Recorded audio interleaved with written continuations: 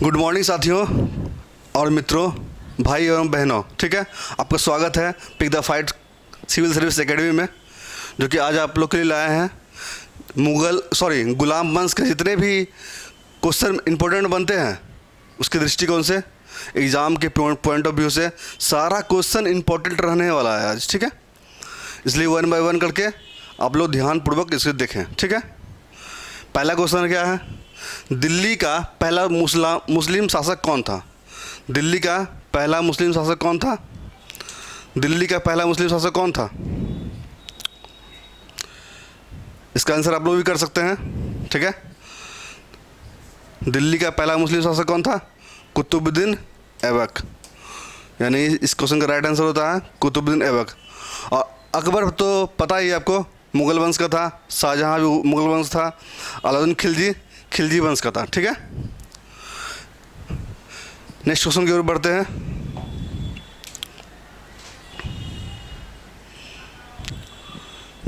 बढ़ते हैं।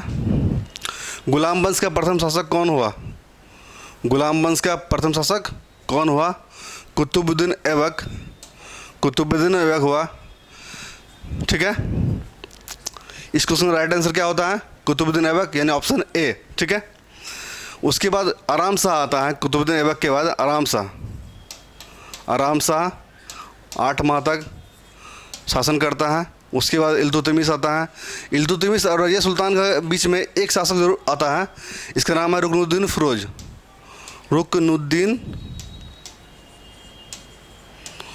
फिरोज, जो कि 9 माह तक शासन करता है। ठीक है, उसके बाद रजिया सुल्तान आता है। रजिया सुल्ताना इल्तुतमिश की बेटी होती है। क्या थी? बेटी थी, इल्तुतमिश की बेटी थी रजिया सुल्ताना। ये क्या था? रुकनुद्दीन फिरोज था, इल्तुतमिश का बेटा था। ये बेटा था और ये बेटी थी। इल्तुतमिश की पत्नी का नाम क्या है? आप लोगों को पता नहीं है तो हम बता देते हैं। ठीक है, शाह तुर्कान था इसकी पत्नी का नाम। इल्तुतमिश की पत्नी का नाम क्या था? शाह तुर्कान था। ठीक है, बलबन। उसके बाद नेक्स्ट शासक कौन आता है? बलबन आता है। इसके बीच में बहुत शासक आते हैं। नेक्स्ट क्वेश्चन की ओर बढ़ते हैं। ठीक है, दास या गुलाम वंश की स्थापना किसके द्वारा की गई थी? दास या गुलाम वंश की स्थापना किसके द्वारा की गई थी? दास या गुलाम वंश की स्थापना किसके द्वारा की गई थी? कुतुबुद्दीन ऐबक के द्वारा की गई थी। ठीक है, इस क्वेश्चन का राइट आंसर होता है ऑप्शन ए, कुतुबुद्दीन ऐबक। क्या होता है इस क्वेश्चन का राइट आंसर? सही जवाब होता है कुतुबुद्दीन ऐबक। ठीक है, गौरी और मोहम्मद गौरी क्या था? गौर वंश का संस्थापक था। गौर वंश का संस्थापक था और ये था गजनी वंश का शासक था, ना कि संस्थापक था। ठीक है, शासक था। गजनी वंश का शासक था। ठीक है, नेक्स्ट क्वेश्चन की ओर बढ़ते हैं। गुलाम वंश की स्थापना कब की गई थी? आपको हम ये सब जितना भी क्वेश्चन करवा रहे हैं सब हम बता चुके हैं आप लोगों को। ठीक है, और वीडियो पसंद आया तो लाइक से सब्सक्राइब जरूर करें। ठीक है, गुलाम वंश की स्थापना कब की गई थी? 1206 ईस्वी में गुलाम वंश की स्थापना की गई थी। ठीक है, गुलाम वंश की स्थापना 1206 ईस्वी में की गई थी। ठीक है, 1206 ईस्वी में। ठीक है, 1210 में है ना कुतुबुद्दीन ऐबक का मृत्यु होता है। मृत्यु किसका होता है? 1210 ईस्वी में कुतुबुद्दीन ऐबक का।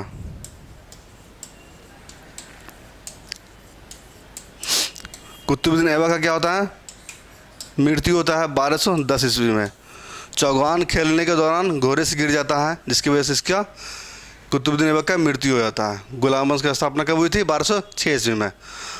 ठीक है, अगले क्वेश्चन की ओर बढ़ते हैं।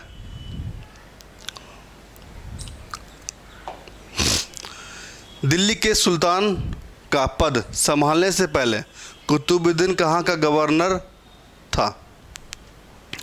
दिल्ली की सुल्तान पद संभालने से पहले कुतुबुद्दीन कहाँ का गवर्नर था?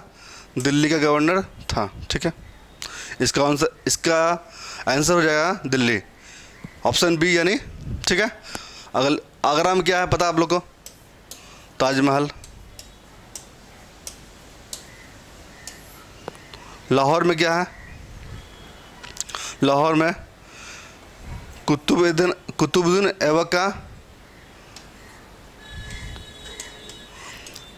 ऐबक का राजधानी लाहौर था, ठीक है। अगले क्वेश्चन की ओर बढ़ते हैं। दिल्ली के सुल्तान का पद संभालने से पहले कुतुबुद्दीन ऐबक ने किस शासक के अधीन मलिक ए सिपाहाला के पद पर कार्य किया था? क्वेश्चन आप लोग ध्यान से देखिए। दिल्ली के सुल्तान का पद संभालने से पहले कुतुबुद्दीन ऐबक ने किस शासक के अधीन मलिक ए सिपाहाला के पद पर कार्य किया था? इस क्वेश्चन का राइट आंसर होगा ऑप्शन ए यानी मोहम्मद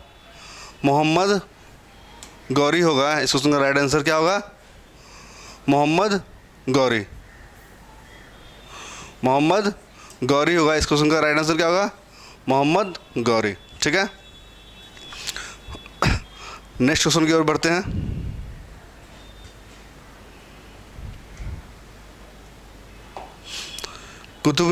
कुतुबुद्दीन ऐबक को निम्नलिखित में से किस शासक ने उपराजसी शक्तियाँ एवं मलिक की उपाधि प्रदान की? उपराजसी शक्तियाँ एवं मलिक की उपाधि प्रदान की, ठीक है। इस क्वेश्चन का राइट आंसर ऑप्शन ए यानी मोहम्मद गौरी हो जाएगा इस क्वेश्चन का राइट आंसर, ठीक है। नेक्स्ट क्वेश्चन की ओर बढ़ते हैं। निम्नलिखित में से किसने कुतुबुद्दीन ऐबक को घुड़सवारी और धनु विद्या यानी धनुष चलाना सिखाया? उसको घुड़सवारी और धनुर्विद्या सिखाया, ठीक है। कौन सिखाया? घुड़सवारी और धनुर्विद्या किसने सिखाया? फ़खरुद्दीन अब्दुल अजीज़ वही था गौरी के गुलाम होने से पहले कुतुबुद्दीन इसी का गुलाम हुआ करता था, ठीक है। किसका गुलाम हुआ करता था? फ़खरुद्दीन अब्दुल अजीज़ का गुलाम हुआ करता था गौरी के गुलाम होने से पहले, ठीक है। समझ गए आप लोग? वीडियो पसंद आया लाइक शेयर सब्सक्राइब जरूर करें, ठीक है। अगले क्वेश्चन की ओर बढ़ते हैं। कुतुबुद्दीन ऐबक का राज्याभिषेक 24 जून 1206 ईस्वी में कहाँ हुआ था? क्वेश्चन क्या है? कुतुबुद्दीन ऐबक का राज्याभिषेक 24 जून 1206 ईस्वी में कहाँ हुआ था? इस क्वेश्चन का राइट आंसर क्या होगा? आप लोग भी गेस कर सकते हैं, बता सकते हैं, कमेंट बॉक्स में लिख सकते हैं, ठीक है।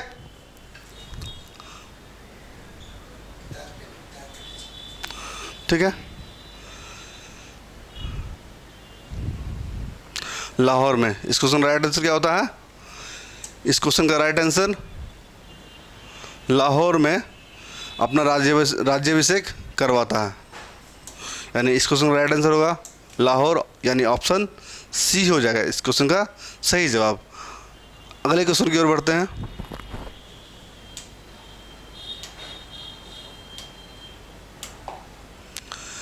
दिल्ली सुल्तान का शासन कब प्रारंभ हुआ? यानी दिल्ली सुल्तान का शासन कब प्रारंभ हुआ? इस क्वेश्चन का सही जवाब ऑप्शन बी यानी 1206 ईस्वी में शासन प्रारंभ हुआ दिल्ली के सुल्तान का, ठीक है। अगले क्वेश्चन की ओर चलते हैं। कुतुबुद्दीन ऐबक की राजधानी कहाँ थी, यानी कहाँ बनाई? कुतुबुद्दीन ऐबक ने राजधानी अपना कहाँ बनाई? राजधानी कहाँ बनाई? लाहौर में। क्वेश्चन का सही जवाब क्या होगा? लाहौर होगा, यानी ऑप्शन बी इस क्वेश्चन का राइट आंसर होने वाला है, ठीक है। आगे बढ़ते हैं। फ़खरुद्दीन एवं हसन निजामी किस सुल्तान के दरबार का विद्वान था? फ़खरुद्दीन एवं हसन निजामी किस सुल्तान के दरबार का प्रसिद्ध विद्वान था? कुतुबुद्दीन ऐबक का प्रसिद्ध विद्वान कौन था? फ़खरुद्दीन एवं हसन निजामी था, ठीक है। फिरोज शाह तुगलक कौन था? ये तुगलक वंश का शासक था। इल्तुतमिश था गुलाम वंश का। ठीक है, आगे आगे की ओर बढ़ते हैं, नेक्स्ट क्वेश्चन की ओर।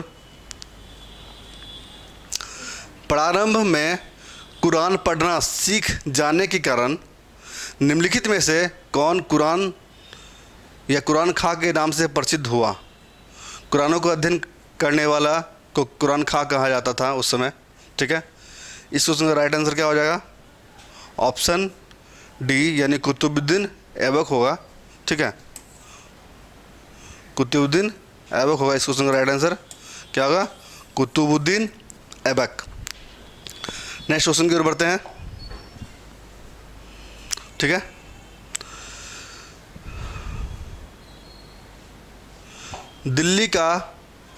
दिल्ली सल्तनत का कौन सा सुल्तान लाख बख्श के नाम से जाना जाता है? लाख बख्श यानी लाखों को दान देने वाला को क्या कहते हैं? लाख बख्श। ठीक है, लाख बख्श किसे कहते हैं? लाखों को दान देने वाला को क्या कहते हैं? लाख बख्श। इस क्वेश्चन का सही जवाब क्या होगा? कुतुबुद्दीन ऐबक। राइट आंसर होगा ऑप्शन डी। ठीक है, आगे की ओर बढ़ते हैं। दिल्ली के किस सुल्तान को उसकी उदारता के कारण लाख बख्श पुकारा जाता था? अभी जस्ट हम बताएं आप लोग को, कुतुबुद्दीन ऐबक। इस क्वेश्चन का राइट आंसर क्या होगा? कुतुबुद्दीन ऐबक। ठीक है,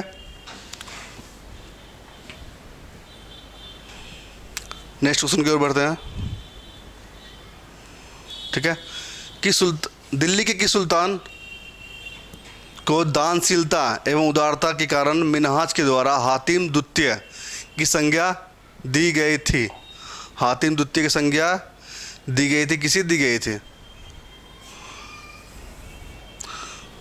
दानशीलता एवं उदारता के कारण मिन्हाज द्वारा हातिम द्वितीय की संज्ञा दी गई थी। मिन्हाज उसराज कौन सा पुस्तक लिखा था? ताजुल मासिर।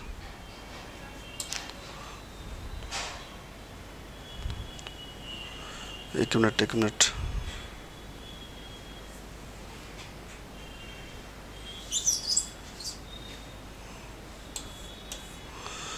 हातिम द्वितीय की संज्ञा किसे दी गई थी? कुतुबुद्दीन ऐबक को। ठीक है, इस क्वेश्चन का सही जवाब क्या होगा? ऑप्शन बी होगा। ठीक है, नेक्स्ट क्वेश्चन की ओर बढ़ते हैं।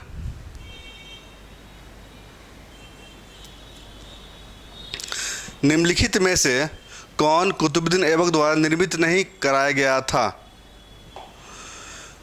किस स्थान पर जो बना हुआ स्मारक है उससे निर्मित नहीं किया गया था? कौन सा है बताइए आप लोग। इस क्वेश्चन का सही जवाब क्या होगा? पहला क्या है? कुतुब मीनार, कुतुबुल इस्लाम मस्जिद, ढाई दिन का झोपड़ा, अलाई दरवाज़ा।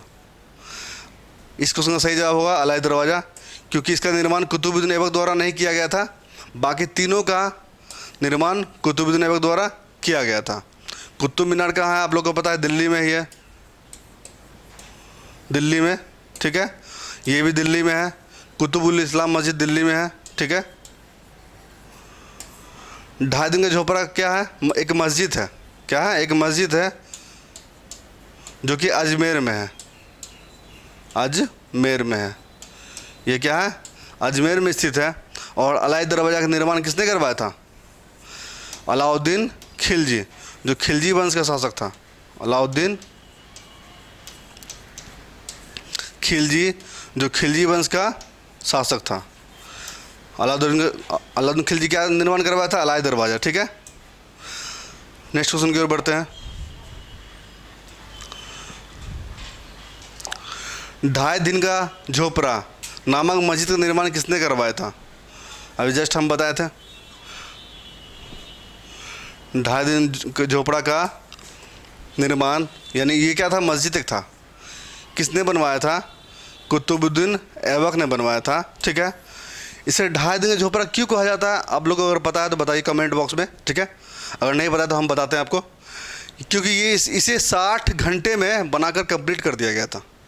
60 घंटे कहने का मतलब क्या? 2.5 दिन।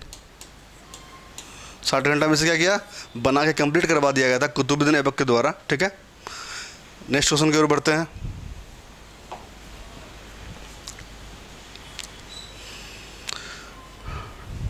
ढाई दिन का झोपड़ा मस्जिद में प्रयुक्त प्रस्तर खंडों में निम्नलिखित में से किस नाटक के अंश अंकित हैं?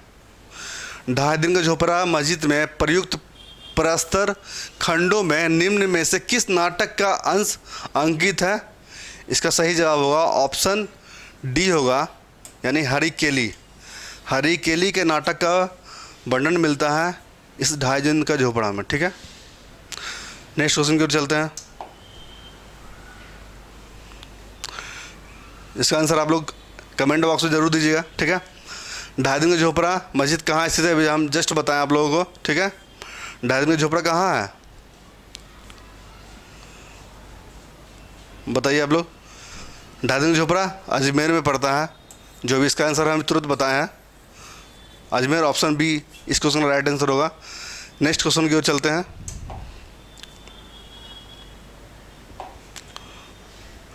अजमेर में ढाई दिन का झोपड़ा किसने बनवाया था, ये तो पता ही होगा आप लोग को, कुतुबुद्दीन ऐबक ने बनवाया था। ऑप्शन ए इस क्वेश्चन का सही जवाब होता है। नेक्स्ट क्वेश्चन की ओर चलते हैं। कुतुब उल इस्लाम मस्जिद का निर्माण निम्नलिखित में से किसके द्वारा किया गया था? हम अभी डिस्कशन जस्ट किया आप लोगों के सामने।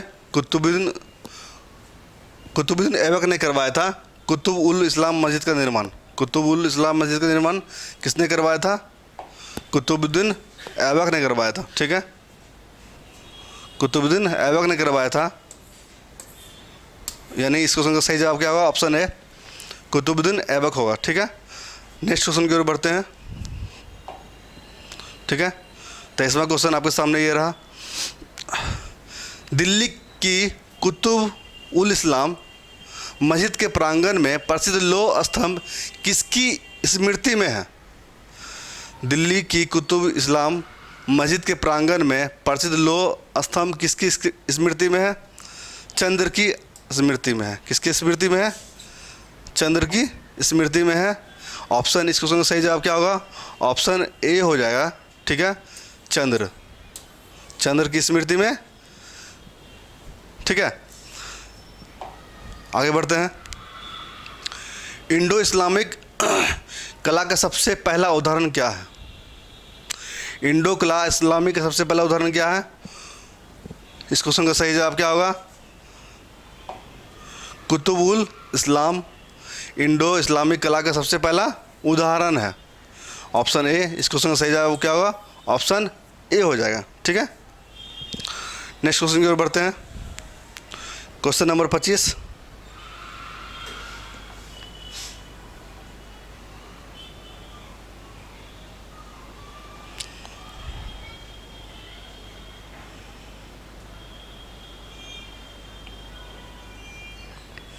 ठीक है, कुतुब मीनार जो दुनिया की सबसे ऊंची ईंटों का मीनार है, इसका निर्माण 1193 ईस्वी में 1193 ईस्वी में दिल्ली सल्तनत के संस्थापक किसके आदेशों के तहत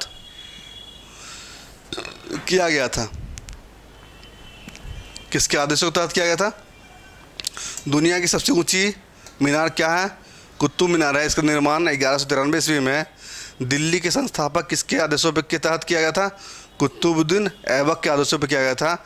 इस क्वेश्चन का सही जवाब होगा ऑप्शन बी। ठीक है, नेक्स्ट क्वेश्चन की ओर बढ़ते हैं।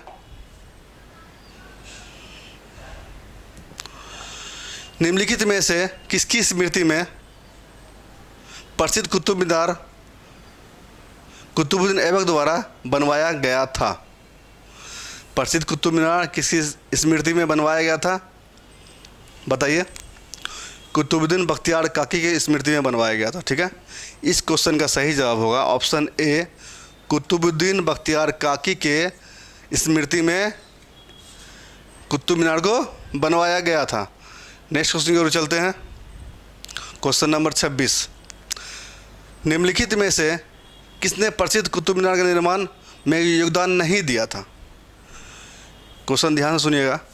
कुतुब मीनार के निर्माण में योगदान नहीं दिया था। क्या है यहाँ पे? नहीं दिया हुआ था। ठीक है। इसका सही जवाब हो जाएगा गियासुद्दीन तुगलक।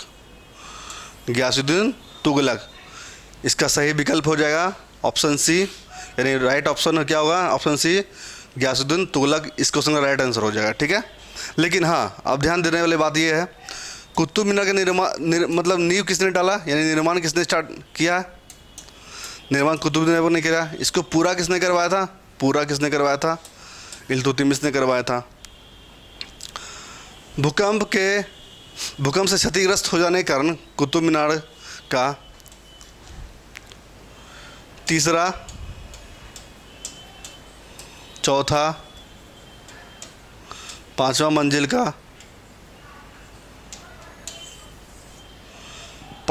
का मरम्मत करवाया था फिरोज शाह तुगलक ने, ठीक है, ठीक है। पूरा किसने करवाया, इल्तुतमिश ने पूरा करवाया। निर्माण कार्य को किसने पूरा करवाया, इल्तुतमिश ने। और इसका निर्माण किसने करवाया था, कुतुबुद्दीन ऐबक ने बख्तियार काकी के स्मृति में। और इसको जो भूकंप से क्षतिग्रस्त हो जाने के कारण इसका तीसरा, चौथा और पांचवा मंजिल को फिरोज शाह तुगलक ने बनवाया, ठीक है। एक बात और, कुतुब मीनार लाल बलुआ पत्थर और सफ़ेद संगमरमर से निर्मित है। क्या है, लाल बलुआ पत्थर और सफ़ेद संगमरमर से निर्मित है कुतुब मीनार, ठीक है। अगले क्वेश्चन की ओर बढ़ते हैं।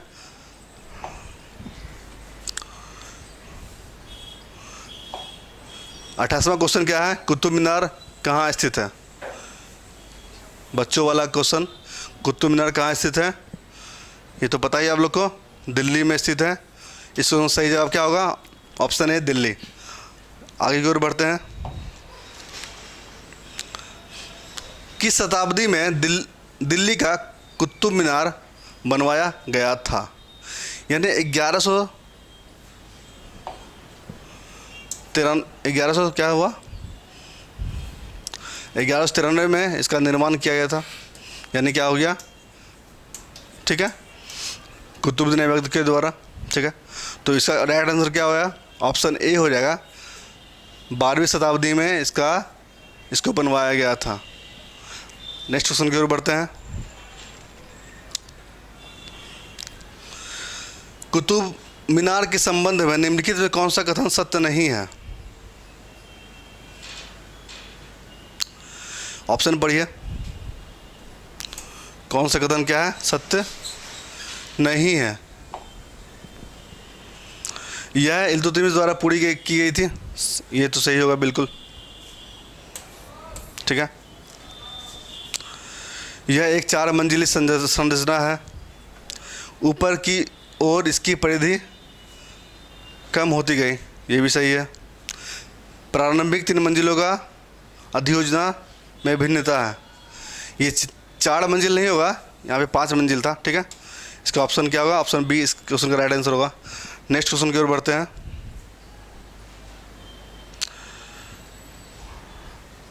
कुतुब मीनार के पास स्थित महरौली पिलर प्राथमिक रूप से किस कारण प्रसिद्ध है। कुतुब मीनार के पास स्थित महरौली पिलर प्राथमिक रूप से किस कारण से प्रसिद्ध है।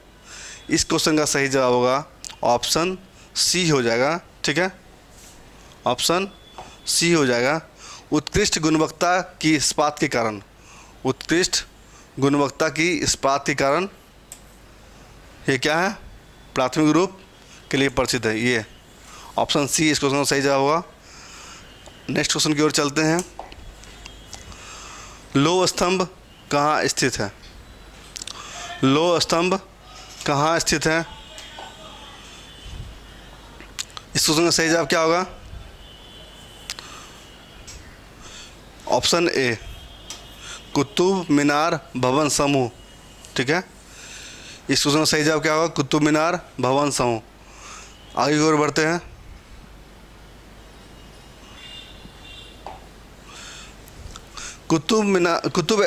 कुतुबुद्दीन ऐबक द्वारा मध्यकालीन दिल्ली में 7 शहरों को कहाँ स्थापित किया गया था। कुतुबुद्दीन ऐबक द्वारा मध्यकालीन दिल्ली में 7 शहरों को कहाँ स्थापित किया गया था, महरौली में, ठीक है। इस क्वेश्चन का सही जवाब क्या होगा, महरौली में, ऑप्शन सी इस क्वेश्चन का सही आंसर होता है।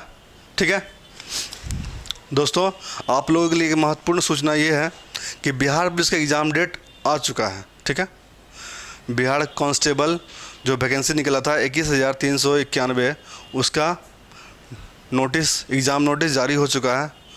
ठीक है, जो कि मैं आपको वीडियो के अंत में बता दूंगा इस चीज़ को। ठीक है, ठीक है, नेक्स्ट क्वेश्चन की ओर बढ़ते हैं।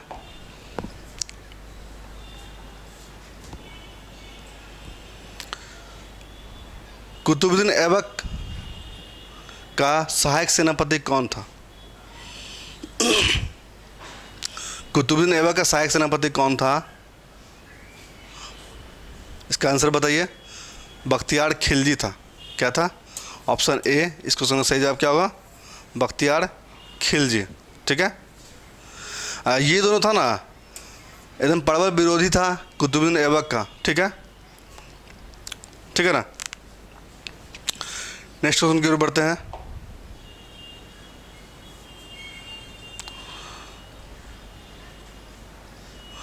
कुतुबुद्दीन ऐबक का सहायक सेनापति कौन था? जस्ट हम बताएं, बख्तियार खिलजी था। ठीक है, बख्तियार क्या था? खिलजी था। ऐबक का सेनापति, सहायक सेनापति कौन था? बख्तियार खिलजी। आगे की ओर बढ़ते हैं। 35वां क्वेश्चन, 13वीं सदी में बख्तियार खिलजी ने बंगाल के किस राजा को पराजित किया था? 13वीं सदी में बख्तियार खिलजी ने बंगाल के किस राजा को पराजित किया था, यानी हराया था? किस राजा को हराया था? लक्ष्मण सेन को। इस क्वेश्चन का सही जवाब क्या होता है? लक्ष्मण सेन।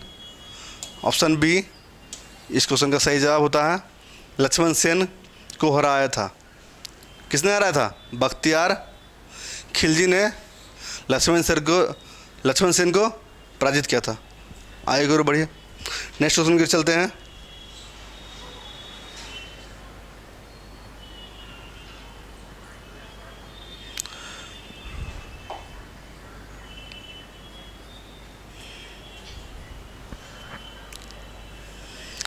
नालंदा विश्वविद्यालय को नष्ट करने वाला मुस्लिम साहसिक कौन था? नालंदा विश्वविद्यालय को नष्ट करने वाला मुस्लिम साहसिक कौन था? मोहम्मद बख्तियार खिलजी। खिलजी तो था कुतुबुद्दीन ऐबक का सहायक सेनापति था। ठीक है, कुतुबुद्दीन ऐबक के आदेशों से इसने क्या किया? नालंदा विश्वविद्यालय को नष्ट कर दिया। ठीक है, आगे की ओर बढ़ते हैं।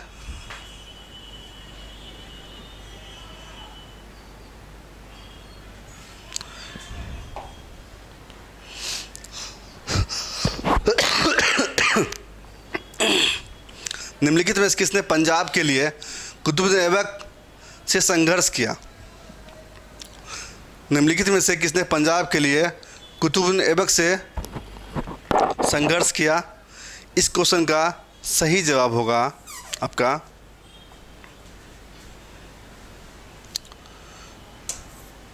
ताजुद्दीन यलदौज के साथ संघर्ष किया। ऑप्शन ए, इस क्वेश्चन का राइट आंसर हो जाएगा। यलदौज की पुत्री से कौन विवाह करता है? यलदौज की पुत्री का निकाह किसके साथ होता है? कुतुबुद्दीन ऐबक के साथ होता है, जिसका नाम था शाह तुर्कान था। सॉरी, शाह तुर्कान नहीं, वो नासिरा बानो बेगम था। हाँ सॉरी, इसकी पुत्री का नाम क्या था? नासिरा बानो बेगम। यलदौज की पुत्री का नाम क्या था? नासिरा बानो बेगम का विवाह कुतुबुद्दीन ऐबक के साथ होता है। और इसकी बहन का, कुतुबुद्दीन ऐबक की बहन का निकाह जो है ना, नासुद्दीन कुबाचा के साथ होता है, जिसका नाम क्या होता है? बीबी दौलत बेगम। बीबी दौलत बेगम।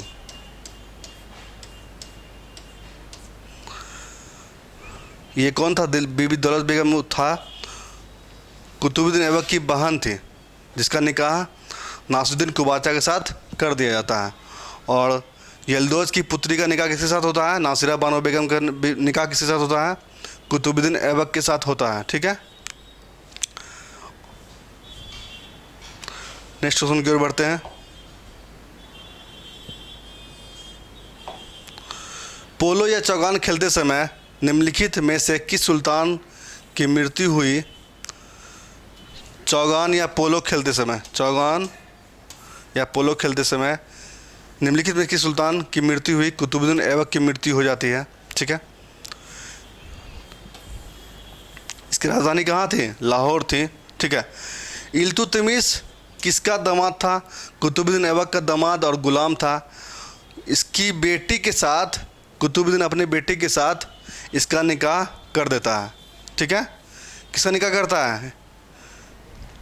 इल्तुतमिश का, जिसका नाम क्या था? शाह तुर्कान था। ठीक है, शाह तुर्कान की पत्नी का नाम क्या था? इल्तुतमिश था, और कुतुबुद्दीन की ऐबक की बेटी थी। ठीक है, शाह तुर्कान क्या था? शाह तुर्कान। शाह तुर्कान कौन था? इल्तुतमिश की पत्नी और कुतुबुद्दीन ऐबक की बेटी थी। नेक्स्ट क्वेश्चन की ओर चलते हैं।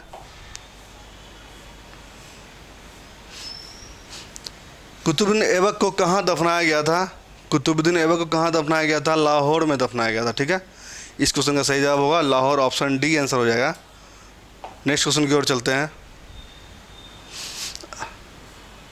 कुतुबुद्दीन ऐबक का पुत्र का क्या नाम था? इसका पुत्र का क्या नाम था? आराम शाह। क्या नाम था? आराम शाह, ऑप्शन डी इस क्वेश्चन का राइट आंसर हो जाएगा। ऑप्शन डी आराम शाह, जिसने 8 माह तक दिल्ली की गद्दी पर राज किया। ठीक है, आगे की ओर बढ़ते हैं। नेक्स्ट क्वेश्चन की ओर चलते हैं। क्वेश्चन नंबर 41 देखिए आ गया ना। आराम शाह कितने महीना तक सिंहासन पर रहा? 8 माह तक। अभी जस्ट हम बताया आप लोगों को। ठीक है, इसका आंसर तो आप लोग भी दे सकते हैं। 8 माह तक दिल्ली की सिंहासन पर बैठा, 8 माह तक। ठीक है, ऑप्शन बी इस क्वेश्चन का राइट आंसर हो जाएगा। नेक्स्ट क्वेश्चन की ओर चलते हैं। आराम शाह की हत्या किसने की? आराम शाह की हत्या किसने की थी? आप लोग बताइए। ये क्वेश्चन हम लोग को पढ़ा चुके हैं पहले भी। आराम शाह की हत्या किसने की थी? इल्तुतमिश ने की थी। इल्तुतमिश ने की थी। ऑप्शन ए इस क्वेश्चन का सही जवाब हो जाएगा। Option A. ठीक है, इल्तुतमिश ने आराम शाह की हत्या कर दी थी। ठीक है, ऑप्शन ए इल्तुतमिश। आगे की ओर बढ़ते हैं। सुल्तान बनने से पहले यानी पूर्व, पहले का मतलब वही होता है, सुल्तान बनने से पूर्व इल्तुतमिश कहाँ का सूबेदार था? कहाँ का सूबेदार था? ऑप्शन ए इस क्वेश्चन का सही जवाब होगा बदायूं का सूबेदार था। बदायूं किस राज्य में स्थित है? बदायूं उत्तर प्रदेश में स्थित है। उत्तर प्रदेश में स्थित है। बदायूं कहाँ है? ये 2 जगह सूबेदार था सुल्तान बनने से पहले। पहला ग्वालियर था, ग्वालियर। दूसरा क्या था? बदायूं था। ठीक है, दोनों जगह का सूबेदार था दिल्ली के शासन करने से पहले। दिल्ली पर शासन करने से पहले 2 जगह सूबेदार कौन था? इल्तुतमिश था।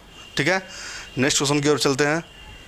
क्वेश्चन नंबर 44 सुल्तान बनने से पहले इल्तुतमिश कहाँ का सूबेदार था? ये तो हो चुका है। इल्तुतमिश कब गद्दी पर बैठा? इल्तुतमिश कब गद्दी पर बैठा? ठीक है, 1211 ईस्वी में गद्दी पर बैठा। इस क्वेश्चन का सही जवाब क्या? ऑप्शन बी हो जाएगा। 1211 ईस्वी में दिल्ली की गद्दी पर बैठा। आगे की ओर चलते हैं। 45 नंबर क्वेश्चन, निम्नलिखित में से दिल्ली का पहला प्रभुता संपन्न सुल्तान कौन था? प्रभुता संपन्न सुल्तान कौन था? इल्तुतमिश था। इस क्वेश्चन का सही जवाब इल्तुतमिश, ऑप्शन डी आंसर इस क्वेश्चन का। और राइट आंसर क्या होगा? Option D. आगे की ओर बढ़ते हैं। दिल्ली सल्तनत का पहला वैधानिक सुल्तान कौन था? दिल्ली सल्तनत का प्रथम वैधानिक सुल्तान कौन था? इल्तुतमिश था। ऑप्शन ए इस क्वेश्चन का सही जवाब हो जाएगा। Option A Iltutmish. आगे की ओर चलते हैं। निम्नलिखित में से कौन सी इल्तुतमिश के राज्यकाल में सल्तनत की राजधानी थी? ठीक है। इल्तुतमिश के समय राजधानी कहाँ थी? दिल्ली थी। दिल्ली पहले क्या था? लाहौर था। उसके बाद इल्तुतमिश ने अपने शासनकाल में राजधानी का स्थानांतरित कर दिल्ली लाया। पहले कहाँ था? लाहौर था। कुतुबुद्दीन ऐबक के समय और इल्तुतमिश के समय कहाँ आ गया राजधानी? दिल्ली आ गया। नेक्स्ट क्वेश्चन की ओर चलते हैं। क्वेश्चन नंबर 48, सल्तनत के निम्नलिखित सुल्तानों में से किसने सर्वप्रथम अपनी राजधानी दिल्ली स्थानांतरित किया? अभी जस्ट आपको हम बताए हैं किसने स्थानांतरित किया राजधानी दिल्ली। स्थानांतरित किसने किया? इल्तुतमिश। ऑप्शन सी इस क्वेश्चन का सही जवाब होता है, option C Iltutmish. Next question की ओर चलते हैं। क्वेश्चन नंबर 49, नियमित मुद्रा जारी करने वाला और दिल्ली को अपने साम्राज्य की राजधानी घोषित करने वाला दिल्ली का प्रथम सुल्तान कौन था? दिल्ली का प्रथम सुल्तान कौन था? इल्तुतमिश होगा इस क्वेश्चन का right answer, Iltutmish. Option number D क्या होगा? इल्तुतमिश होगा। नियमित मुद्रा जारी करने वाला और दिल्ली के अपने साम्राज्य को राजधानी घोषित करने वाला दिल्ली का प्रथम सुल्तान कौन था? इल्तुतमिश था। वीडियो को अधिक से अधिक शेयर करें, लाइक कमेंट सब्सक्राइब ज़रूर करें, ठीक है, जिससे हमें मोटिवेशन मिलता है और मैं अच्छे से अच्छे तरीके से आपको पढ़ा पाऊँ, ठीक है। आगे की ओर बढ़ते हैं, अगले क्वेश्चन की ओर चलते हैं, ठीक है।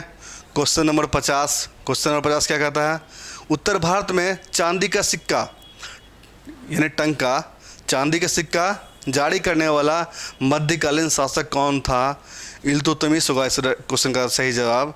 इल्तुतमिश ने चांदी का सिक्का, टाका, चांदी का सिक्का को क्या कहते थे? टाका कहते थे, ठीक है, इसने जारी किया। अगले क्वेश्चन की ओर चलते हैं। क्वेश्चन नंबर 51 क्या कहता है? सल्तनत काल के दो प्रमुख सिक्का टाका, टंका और जीतल का प्रचलन किसने किया था? इल्तुतमिश ने किया था। इस क्वेश्चन का सही जवाब क्या होगा? सुल्तान इल्तुतमिश ने किया था।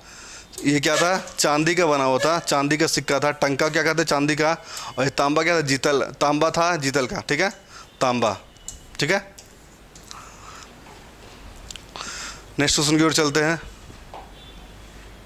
क्वेश्चन नंबर 52 यानी 52, 175 ग्रेन के चांदी के टंका, 175 ग्रेन के चांदी का टंका चलाने वाला प्रथम दिल्ली सुल्तान कौन था? प्रथम दिल्ली सुल्तान कौन था? इस क्वेश्चन का सही जवाब होगा ऑप्शन बी। ऑप्शन बी कहने का मतलब है इल्तुतमिश होगा इस क्वेश्चन का right answer, Iltutmish. Option B सही जवाब। आगे की ओर चलते हैं। चांदी का सिक्का टंका किसने चलाया? अभी जस्ट हम बताए थे आपको, इल्तुतमिश, ठीक है। इस क्वेश्चन का सही जवाब क्या होगा? Iltutmish, option B right answer होगा। नेक्स्ट क्वेश्चन की ओर चलते हैं।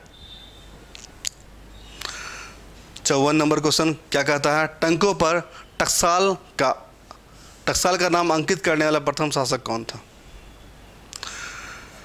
टंकों पर टकसाल का नाम अंकित करने वाला प्रथम शासक कौन था? इस क्वेश्चन का सही जवाब आप लोग बता ही सकते हैं, इल्तुतमिश होगा, ठीक है। ऑप्शन सी इस क्वेश्चन का सही जवाब, option C Iltutmish. Next question की ओर बढ़ते हैं।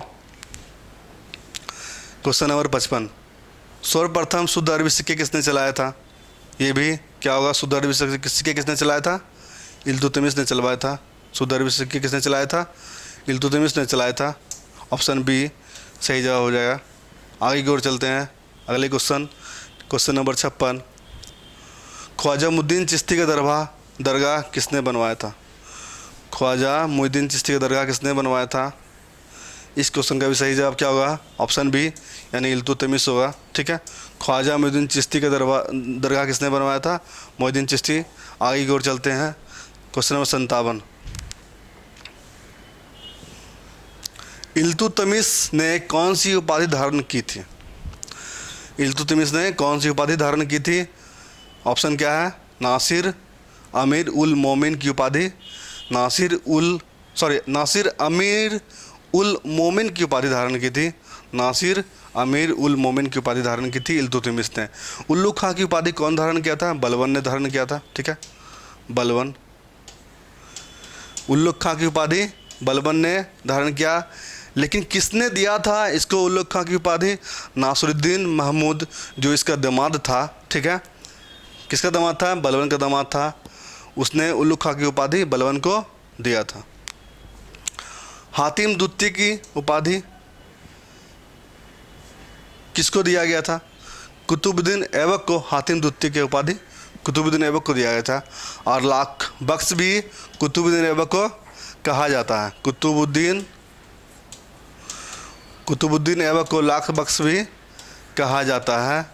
लाखों दान देने वाला को लाख बख्श कहा जाता है। हातिम द्वितीय की संज्ञा किसने दी थी? मिनहाज ने दी थी, ठीक है। आगे की ओर चलते हैं, नेक्स्ट क्वेश्चन की ओर चलते हैं। निम्नलिखित में से किस मध्यकालीन शासक ने भारत में सर्वप्रथम इक्ता प्रारंभ किया था? इक्ता प्रणाली किसने लागू किया था भारत में? सर्वप्रथम इल्तुतमिश ने लागू किया था। इक्ता प्रणाली किसने लागू किया था? इल्तुतमिश क्या किया था? इक्ता प्रणाली लागू किया था, इल्तुतमिश। इस क्वेश्चन का सही जवाब होगा ऑप्शन बी। आगे की ओर चलते हैं, क्वेश्चन नंबर 59।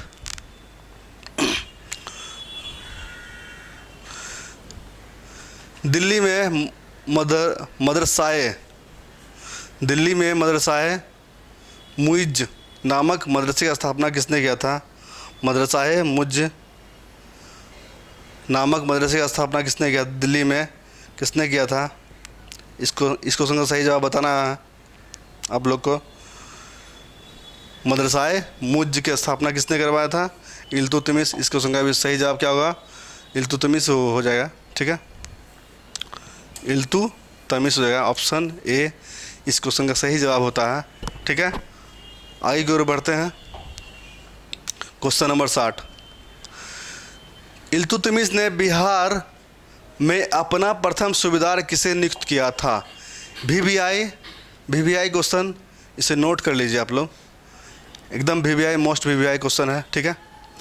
इल्तुतमिश ने बिहार में अपना प्रथम सूबेदार किसे नियुक्त किया था? बिहार के एग्ज़ाम के पॉइंट ऑफ व्यू से वीवीआई क्वेश्चन, ठीक है, आप लोगों के लिए किसे नियुक्त किया था? मलिक जानी को, जो कि ऑप्शन डी इस क्वेश्चन का सही जवाब होगा, मलिक जानी, ऑप्शन डी।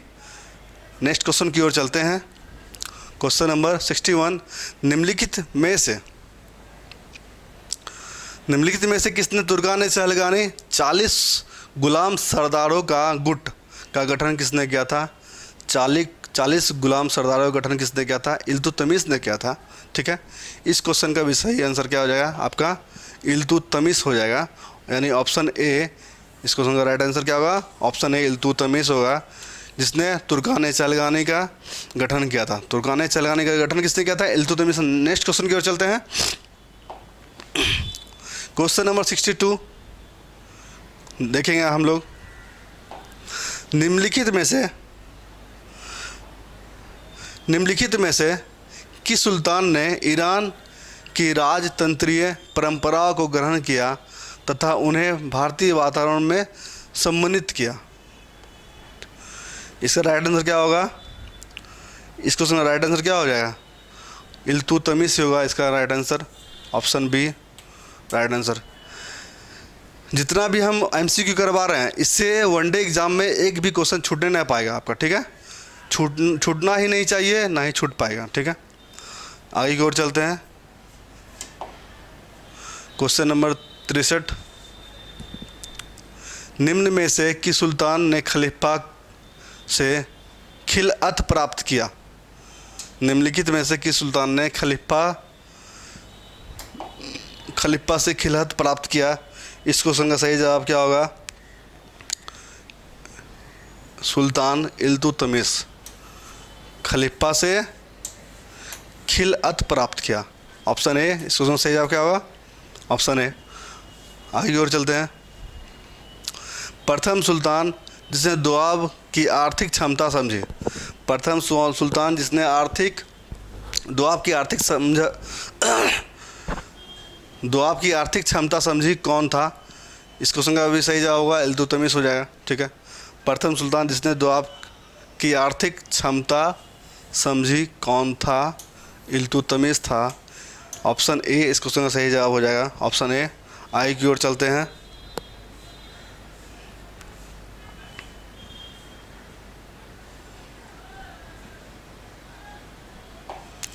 किस इतिहासकार ने इल्तुतमिश को भारत में मुस्लिम राज का वास्तविक संस्थापक माना है?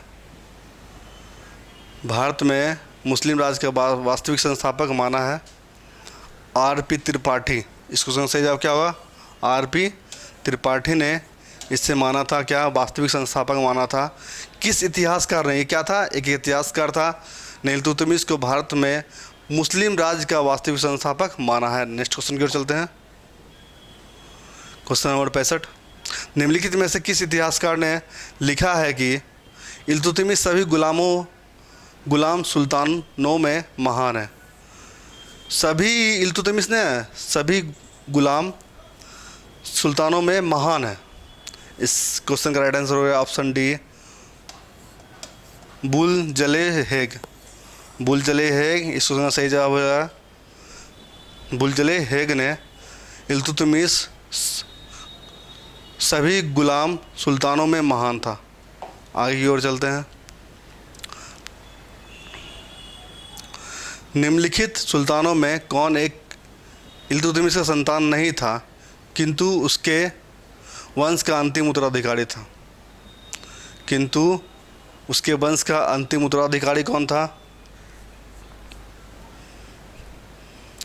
नासिरुद्दीन महमूद था। कौन था? नासिरुद्दीन महमूद, यानी ऑप्शन डी इस क्वेश्चन का राइट आंसर हो जाएगा।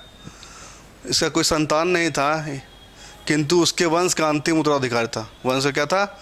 अंतिम उत्तराधिकारी था, नासिरुद्दीन महमूद हुआ। ठीक है, ऑप्शन डी इस क्वेश्चन का सही जवाब होगा। आगे की ओर चलते हैं।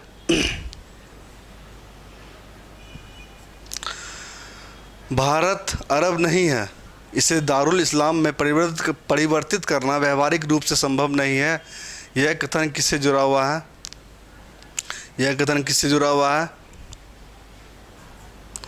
यह कथन किससे जुड़ा हुआ है? इल्तुतमिश से। ऑप्शन बी इस क्वेश्चन का सही जवाब हो जाएगा। ऑप्शन बी इल्तुतमिश से। भारत अरब नहीं है, इसे दारुल इस्लाम में परिवर्तित करना व्यावहारिक रूप से संभव नहीं है। यह कथन किससे है? इल्तुतमिश से। नेक्स्ट क्वेश्चन की ओर चलते हैं। दिल्ली का कौन सुल्तान मंगोल नेता चंगेज खां के समकालीन था? दिल्ली के कौन सा सुल्तान मंगोल नेता चंगेज खां का समकालीन था? Iltutmish. Option B Iltutmish. Genghis Khan के बचपन का नाम था तैमूचिन। तैमूचिन क्या था? उसके बचपन का नाम क्या था? तैमूचिन था। ठीक है, नेक्स्ट क्वेश्चन की ओर चलते हैं।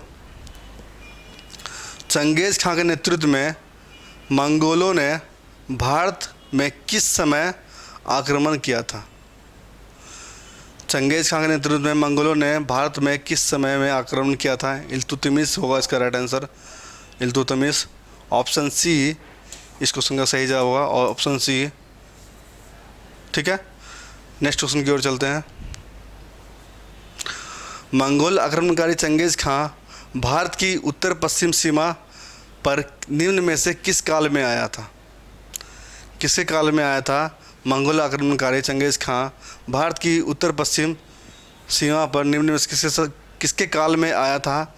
इल्तुतमिश के काल में आया था। ऑप्शन ए इस क्वेश्चन का सही जवाब हो जाएगा, ऑप्शन ए। आगे की ओर बढ़ते हैं। सेम क्वेश्चन ही है ये। चंगेज खां ने जलालुद्दीन का पीछा करते हुए किसके शासनकाल में भारत की सीमाओं पर आक्रमण किया था? भारत की सीमा पर आक्रमण किया था किसके शासनकाल में? ऑप्शन बी इल्तुतमिश के शासनकाल में। चंगेज खां ने जलालुद्दीन को पीछा करते हुए किसके शासनकाल में भारत की सीमाओं पर आक्रमण किया था? इल्तुतमिश के शासनकाल में। नेक्स्ट क्वेश्चन की ओर बढ़ते हैं। इल्तुतमिश ने एल्दोज को तराइन के मैदान में कब पराजित किया था? तराइन के मैदान में कब पराजित किया था? इल्तुतमिश ने एल्दोज को तराइन का तृतीय युद्ध कब हुआ था? तराइन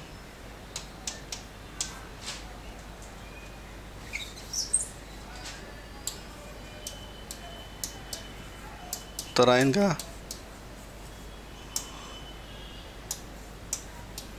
तीसरा युद्ध 1215 ईस्वी में हुआ था। इल्तुतमिश और एल्दोज के बीच में हुआ था, ठीक है। 1215 ईस्वी में हुआ था। ऑप्शन 20 क्वेश्चन का राइट आंसर हो जाएगा, ठीक है। आगे की ओर बढ़ते हैं। निजामुद्दीन जुनैद वजीर था। जुनैदी किसका वजीर था? इल्तुतमिश का वजीर था। ये क्या था? इल्तुतमिश का वजीर था। ऑप्शन सी इस क्वेश्चन का सही जवाब हो जाएगा, ठीक है। नेक्स्ट क्वेश्चन की ओर चलते हैं। दिल्ली सल्तनत का उद्वारक कौन था? उद्वारक कौन था? दिल्ली सल्तनत का उद्वारक कौन था? इल्तुतमिश था। इल्तुतमिश था, ठीक है। इस क्वेश्चन का सही जवाब क्या होगा? ऑप्शन सी इल्तुतमिश होगा, ठीक है। इसी के साथ मैं अपना लेक्चर समाप्त करता हूँ, ठीक है। नेक्स्ट आगे मैं पढ़ाऊँगा, ठीक है। एक महत्वपूर्ण सूचना आप लोगों को लिए था, ठीक है। आप लोगों के लिए महत्वपूर्ण सूचना यही था कि बिहार पुलिस कांस्टेबल का डेट आ चुका है। हटा दी इसको हटाइए ना, डेट बताना है।